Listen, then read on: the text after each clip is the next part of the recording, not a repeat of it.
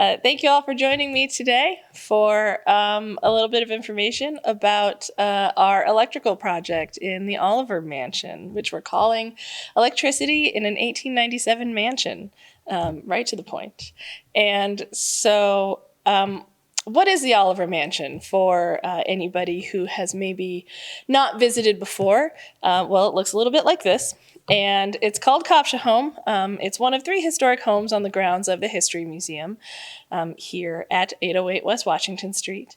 It was completed in 1897, hence the title, and was given to the Northern Indiana Historical Society in 1988 with all original furnishings. So the Historical Society and the History Museum are one and the same. So we were so very fortunate to receive this wonderful gift with all of the items inside to be able to help educate our community on life at the time and the Oliver family. But after a period of time, there's always things that need to be repaired. And we worked together with CTA Architects Engineers on an architectural assessment with some professionals, electricians, structural engineers, and other people who are smarter than we are. And looking at the different systems of the house and the structure of the house. And their final report described the electrical system as terrifying and as the #1 danger to the home and to its contents. And so one of the goals for us of doing this assessment was to know where to focus our resources. And it became clear that the electrical system was the first place we needed to look for those resources. So how did we get here? In 1897, when the home was built, and this photo was taken that first year, there was not a lot of things in South Bend that were electrified. Some businesses, mostly closer to the river, very few homes, and we're fortunate that the Oliver Mansion is one of those homes that did have electricity, though in a very limited capacity. And wiring at the time and the way that you electrified a home was very different. The wiring would have been this kind, which is called knob and tube, which is bare or lightly insulated wires between ceramic insulators, which is what you can see here going through these joists, and sometimes insulated with rubberized cloth, which is what you see on these wires. So this is that knob and tube wiring. And it can work well when you don't have insulation or have rats or squirrels or anything else happening inside of your walls. But after 125 years, sometimes you need to put some effort into that. So your knob and tube wiring also wouldn't have any grounding. So if there was any sort of short, that could also be a fire hazard.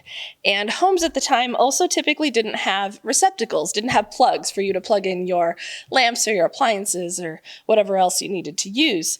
Often what people tended to do would be to, they used what you called an Edison type plug, which is basically what we would think of as a light bulb, and screw that into a socket.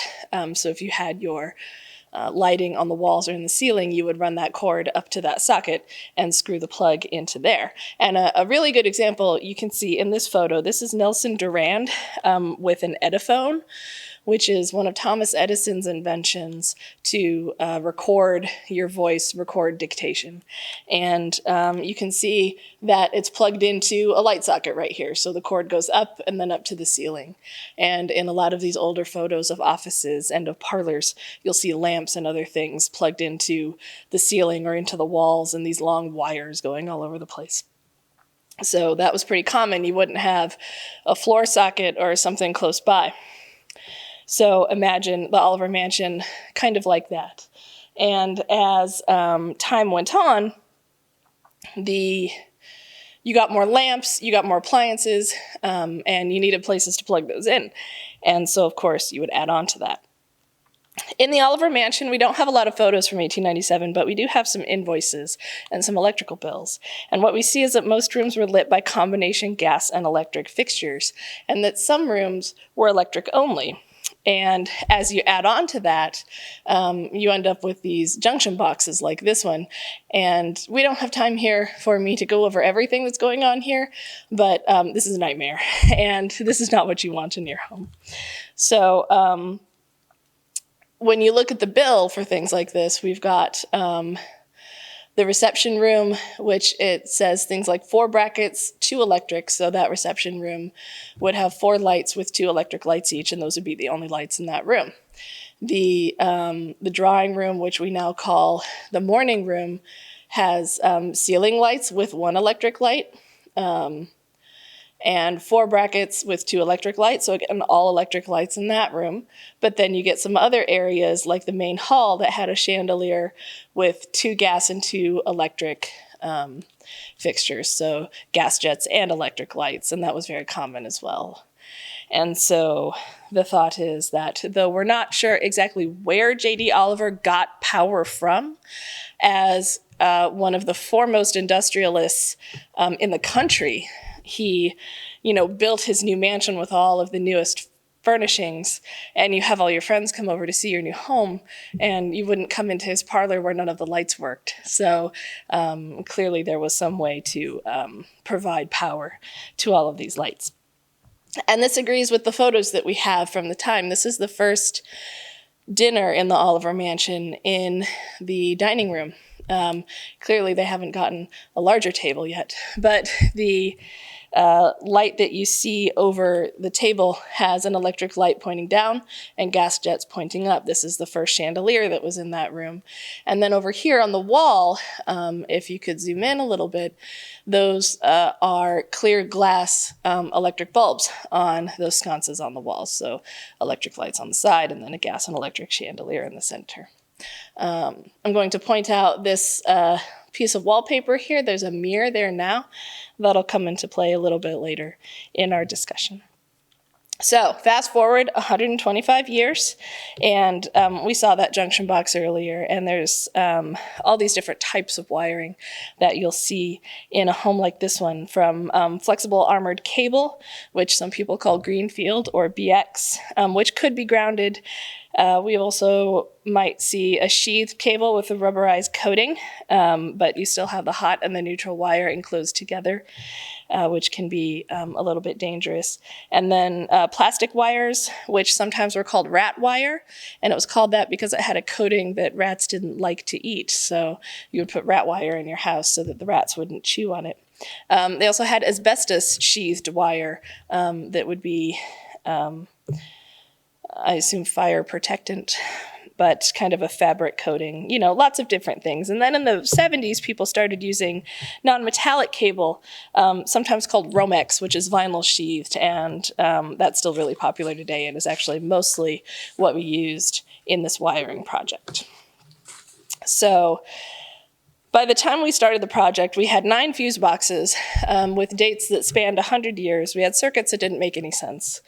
And when somebody spilled window cleaner in a floor outlet on the first floor, it took out a breaker that, took out half of a room on the second floor, part of a hallway on the third floor, and then come to find out that the breaker is in one of the boxes in the basement and not labeled for any of those things. So those kinds of things are some of the things we're trying to solve with this project. But how do you begin?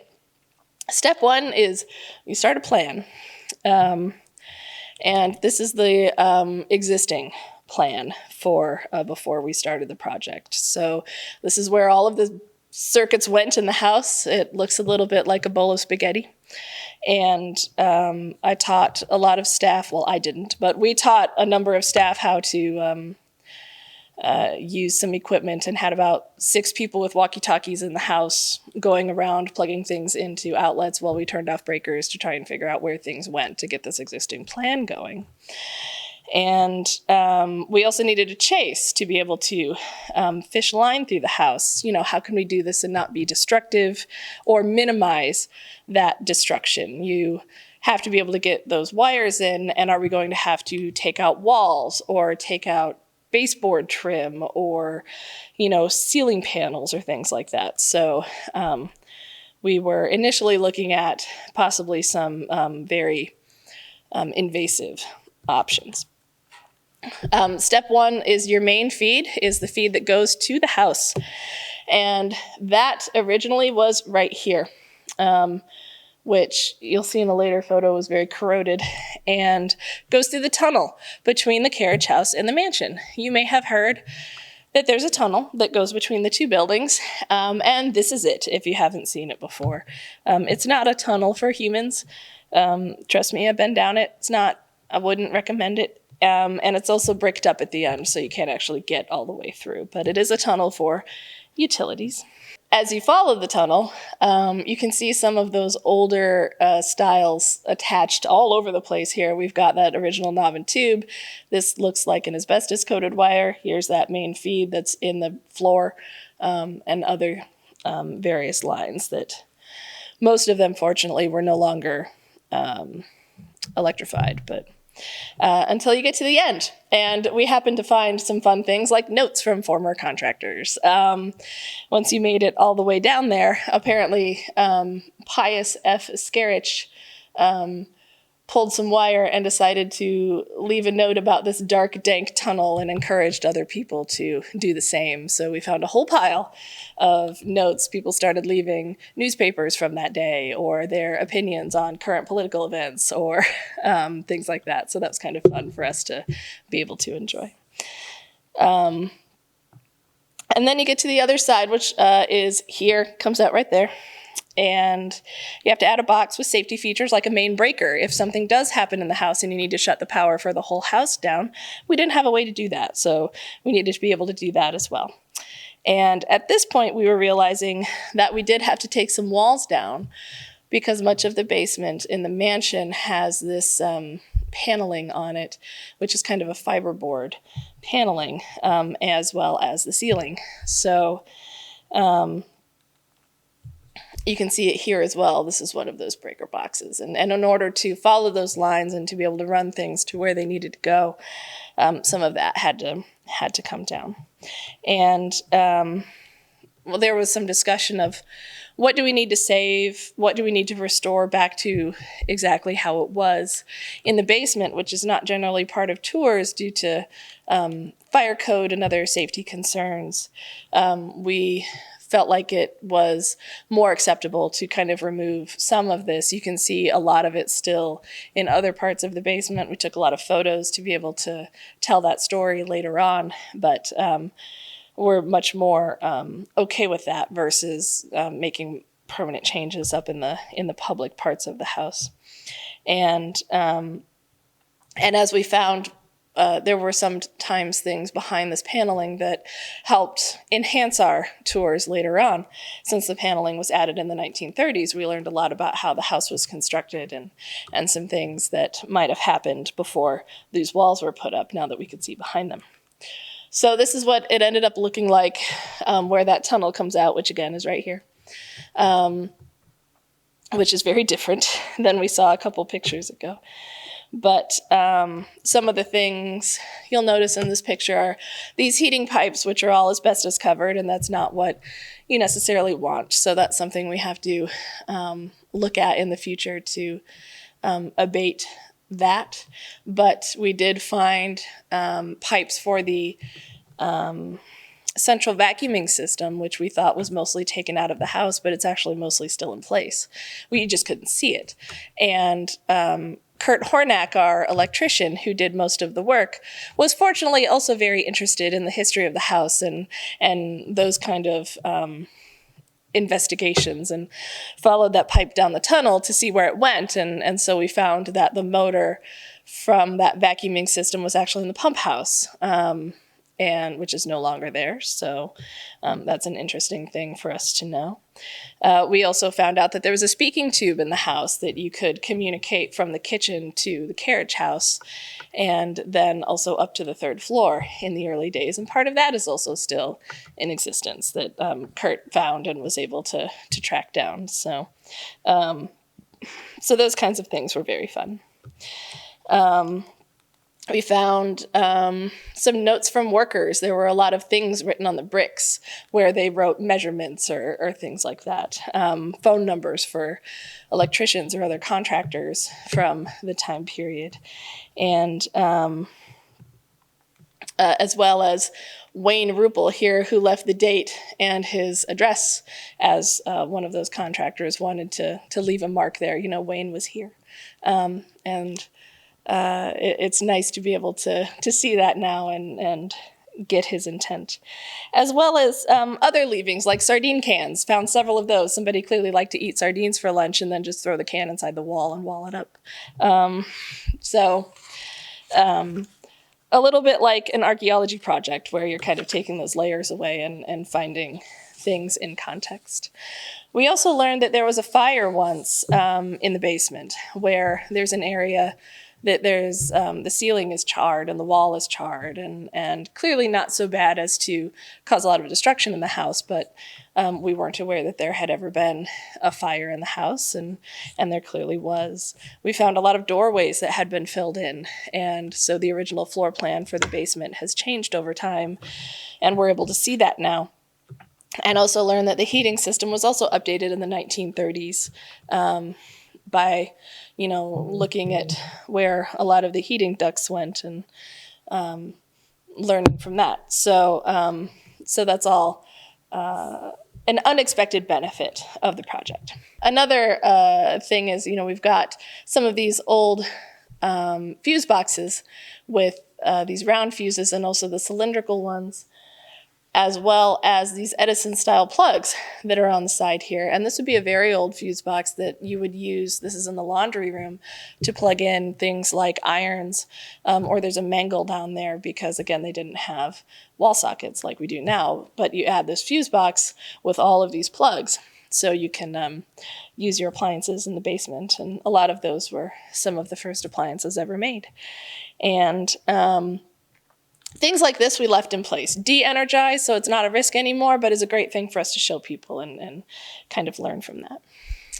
So we started in the library, which looks like this if you haven't been to the Oliver Mansion. And some of the fun things in the library is these paintings used to have picture lights over them, but the outlets that plug those in don't work anymore, and we never could figure out why. And wouldn't it be nice to bring those picture lights back? But they all have these types of receptacles, which is called a triplex receptacle, which is not up to code anymore because it doesn't have a ground. You can't use these anymore. So as much as we wanted to replace things exactly the way they were, there were a lot of instances where because of code issues, we just couldn't, or safety issues. So we had to look for other things that looked appropriate to the house that people would see and not stick out as something that was a new addition.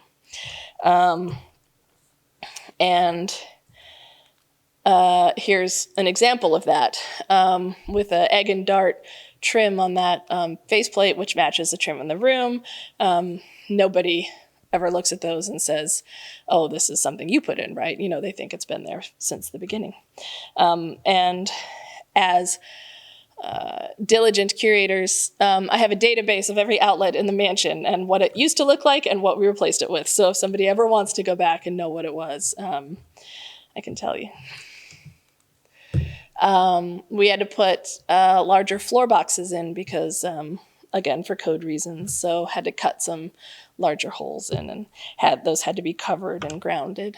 And you can see that here. Here's one of those central vacuuming system junctures. So you'll plug a hose in right there in the library and be able to vacuum the library, theoretically. We're wondering if since the motor was so far away, it didn't work so well.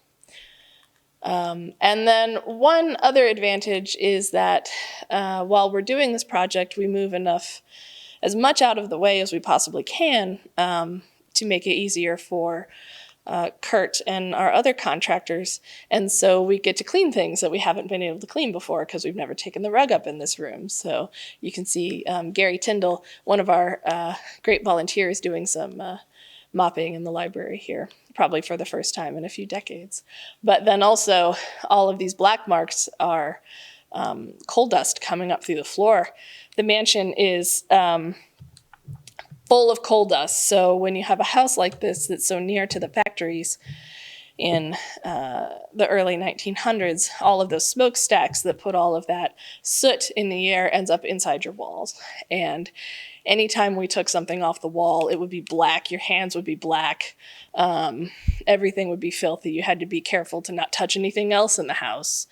It really was a challenge, and we're fortunate that Kurt and Jerry, who was helping him, were diligent and compliant with our demands, because we can be demanding bosses. So here you can see that coal dust on the back of the rug even, that's just going to permanently be there. But and it ended up looking like this. So here you can see all these paintings are lit up, and if you come to visit the library now, you're seeing it more as it was intended to be seen when it was first decorated, which hadn't been the case for a long time. So that's something that makes me very happy to be able to share with people, though again, feels like it's the way that it should be, which is really what we wanted. Our next stop was the morning room. I'm not going to go room by room because there's 38 and we don't have time for that. But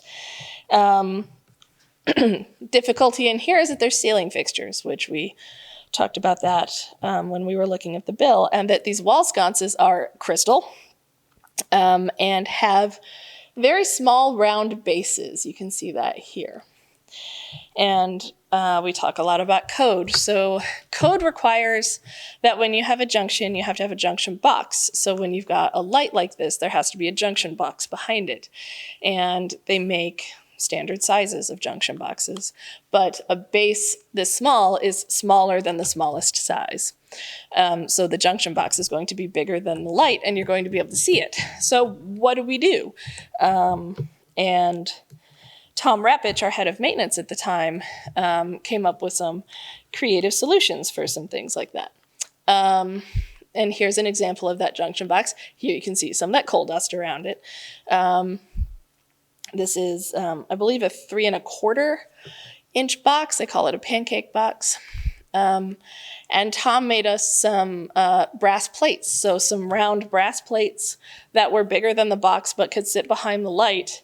And since the lights were brass, it looks like it's part of the light fixture and nobody ever notices unless somebody like me is here to let you know.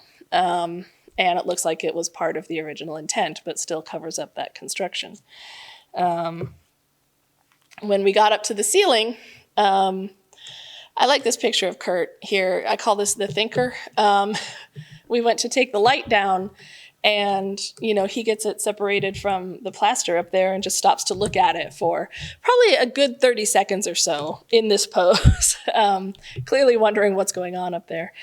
And it's because what's going on up there is these lights and most of the other lights in the house were screwed onto old gas pipes, which is apparently a pretty common thing. If that's how you're used to mounting gas lights, then you just mount the electric lights that way too. But then also, they have these weird insulators on them, which, as we came to find out, were part of the electrical code at the time, is in order to run the lines to the lights, you didn't want to electrify the whole pipe or electrify the whole fixture. So they required these rubber insulators to be part of that. So it was something that he had never seen before. I'm not an electrician, so obviously I had never seen it before, but we ended up seeing a lot of these as time went on. And that was a little bit of a challenge. And also when you have to unscrew the whole fixture and it's still wired into the ceiling, just the teamwork was an important word for that. There's a few places where we had to cut some smaller holes to get the wires where we needed them to go. Kurt is a wizard of fishing electrical lines, but even a wizard still needs a hole cut in the wall now and then. But our contractors from Zilkowski Construction did a great job of patching those up and making those look invisible. So that turned out without too much trouble. We went to the dining room next, which had some other challenges, some similar ones to what we were looking at in the morning room. And one of those were these lights here, which are mounted on these mahogany columns. And we certainly didn't want to cut a hole in a mahogany column to put that junction box inside. So what's your solution there? What can we do? And as Kurt found, these columns were hollow and went all the way up above the fireplace to the molding up here, which nobody can see unless they're 10 feet tall. So these lights are now actually plug-in lights on a long cord that feeds up through the column and plugs into some plugs up top here. So you don't need a junction box if it's not wired into the house. They're just plug-in lights, and they hang on the columns and plug in upon the top. Our next stop is this tapestry here. We've got this woven tapestry around the library. It's very beautiful and very fragile. And again, they're hung on these gas jets here with these very old wires coming out, and then this hanger too. How are we going to put a junction box in there? We certainly don't want to cut into the tapestry to be able to set that into the wall. And in most cases, there's nothing behind here because the tapestry is stretched across stretchers. So what do we even mount it on? And again, some creative engineering from our maintenance department in this instance was to make these wooden plaques stained to match the mahogany in the rest of the room. The thickness of the junction boxes, so the junction boxes just sit right inside in a little hole in the plaque, and then the light mounts on top of the wooden plaque, and the whole thing is surface mounted on the tapestry with a barrier between them, so the acid from the wood doesn't affect the fabric on the walls. And it, again, looks like it's been there since the house was built. They came out lovely, and just a really great solution for those things too.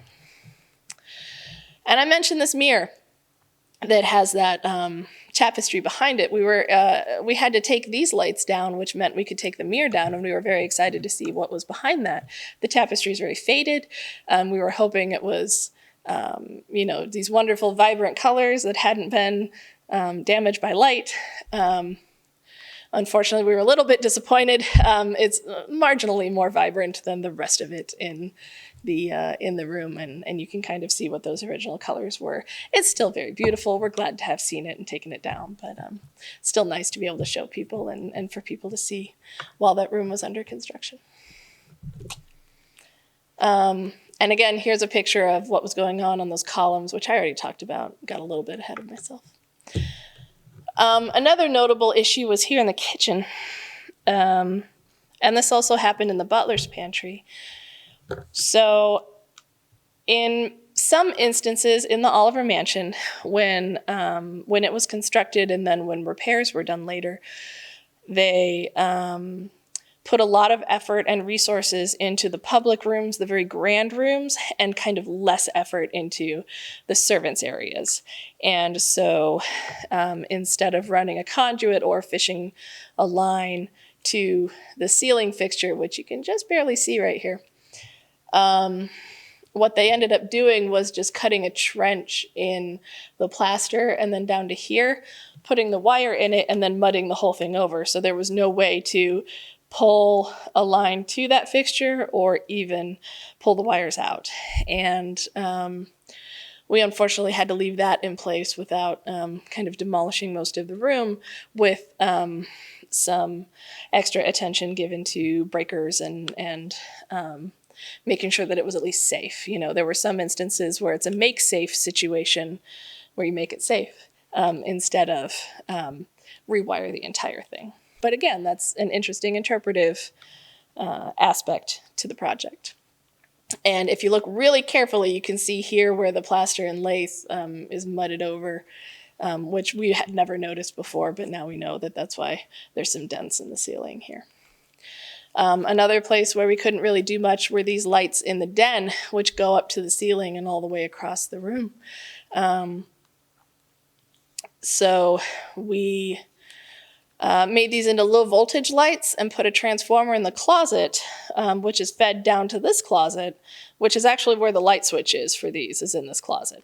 So they're low voltage. They're not powerful enough to actually start a fire, and we are able to leave that older wiring in place, but again, in a safer situation. So what did we learn from this? We learned that when you go to rewire a home like the Oliver Mansion, you kind of never know what you're going to get. Nobody was here when it was built. Nobody kept a detailed journal of what was going on while they were building it. So you just have to be very careful, take your time, make sure that you're working very carefully when you take fixtures down. You don't rush, and try and keep everything as fitting in with the theme of the home as possible. The other thing that we learned is that it takes a village, and these are just some of the folks who worked on that project. Myself, Gary, who I mentioned earlier, Gary Tyndall, our former deputy director, Brandon Anderson, and then again, my very good friend, Kurt, who we liked enough to bring on as our head of maintenance and got to keep him forever here at the museum. So Kurt is now part of our team here at the museum, and we enjoy having him around every day. It took all of these people to be able to do this project, and it still took 2 years. So it took 2 years. There were 153 light fixtures and a total of 16,500 feet of wire, which comes out to about 3 miles. So if you ever see Kurt, just think of him and all of that fishing. So that's all I have for you today. I hope we all learned something, and I could talk for another 8 hours about this project, but, we've all got dinner to eat, so thank you.